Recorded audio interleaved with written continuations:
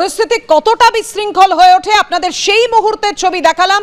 সেই মুহূর্তের ছবি তুলে ধরলেন আপনাদের সামনে আমাদের প্রতিনিধি অর্ণব মুখোপাধ্যায় এবং সঞ্চয়ন মিত্র।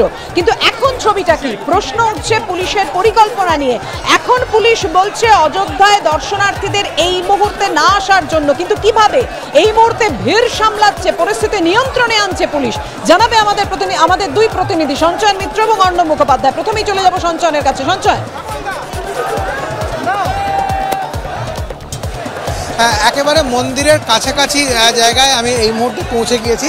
আমি দেখাবো যে একদম বাইরে থেকে এইটা হচ্ছে ৩ নম্বর ব্যারিকেড। একটার পর ঠিক বাঁধে যেরকমভাবে জল ছাড়া হয়, একের পর এক ধাপ থাকে সেখানে, ঠিক সেইভাবে এখনও পর্যন্ত এইটা আমার সামনে যে ব্যারিকেডটা রয়েছে এটা হচ্ছে ৩ নম্বর ব্যারিকেড। এরপরে আরও একটা ব্যারিকেড রয়েছে, যেটা আপাতত পুলিশ প্রশাসনের তরফ থেকে করা হচ্ছে। সেটা হলো এই একবার করে এক একটা ব্যারিকেড দিয়ে কয়েকশো করে মানুষকে ঢোকানো হচ্ছে এবং তারা রীতিমতন ছুটছেন মন্দিরের দিকে যাওয়ার জন্য, কেননা তাদের প্রতীক্ষার প্রহর দীর্ঘ থেকে দীর্ঘতর হচ্ছে।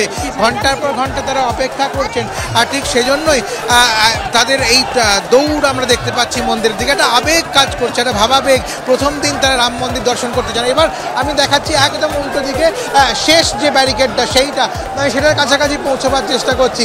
এইটা হচ্ছে শেষ ব্যারিকেড এবং এই ব্যারিকেডটা যখন ছাড়া হচ্ছে এখান থেকে আবার মানুষ দৌড়চ্ছেন। এখান থেকে অন্তত পক্ষে 500 মিটারেরও বেশি দূর এবং মূল মন্দির, সেইটা কিন্তু রীতিমতন দৌড়ে মানুষ যাচ্ছেন। এবং এইভাবে আমি দেখাবো যে পুলিশ প্রশাসনের একাধিক কর্তা ব্যক্তি তারা ধীরে ধীরে ভেতরে ঢুকছেন এবং তারা নিয়ন্ত্রণ করবার চেষ্টা করছেন। আর এইভাবে মোড় থেকে একের পর এক ব্যারিকেড করে করে কয়েকশো করে মানুষকে ছেড়ে এইভাবে মন্দিরে ঢোকানো হচ্ছে এবং ভিড়কে খালি করবার চেষ্টা করা হচ্ছে।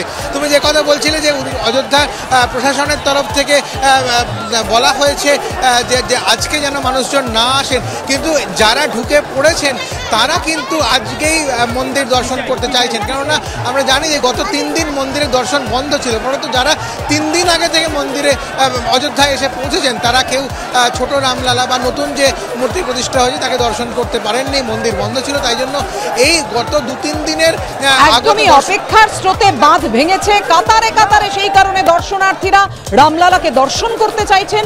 যে ভিড়ের ছবি, যে বিশৃঙ্খলার ছবি আপনাদের সামনে রেখেছিলাম এবং এই মুহূর্তে যেভাবে পরিস্থিতি নিয়ন্ত্রণ করা হচ্ছে আমাদের প্রতিনিধি সঞ্চয়ন মিত্র তুলে ধরলো একেবারে রাম মন্দিরের গেটের সামনে থেকে। কিন্তু যদি একটু ওপর থেকে যখন ওই পরিস্থিতি তৈরি হয় সেই মুহূর্তে একেবারে একটি বাড়ির ছাদের ওপর থেকে আমাদের প্রতিনিধি সঞ্চয়ন মিত্র গোটা ছবিটা আপনাদের সামনে তুলে ধরেছে। সেই ছবি আপনাদের সামনে রাখবো। আপনারা দেখতে পাচ্ছেন যে সেই মুহূর্তে কি পরিস্থিতি তৈরি হয়েছিল। আমাদের সঙ্গে রয়েছেন আমাদের প্রতিনিধি অর্ণব মুখোপাধ্যায়। অর্ণব, দেখো, তোমাকে আগে একটা জিনিস দেখাবো। এই হচ্ছে রামপথ। রামপথ দিয়ে এই মুহূর্তে কত মানুষ আসছেন তোমাকে দেখাবো। যারা এসে গেছেন তাদেরটা পরে দেখাবো। তুমি যত দূর চোখ পড়ছে শুধু মানুষ আসছেন, সবাই রাম মন্দিরমুখী। রাম মন্দিরমুখী এই ভিড় যদি থাকে তাহলে আর কি পরিস্থিতি হবে এখান থেকে, মানে খুব শক্ত একটা পরিস্থিতি তৈরি হবে।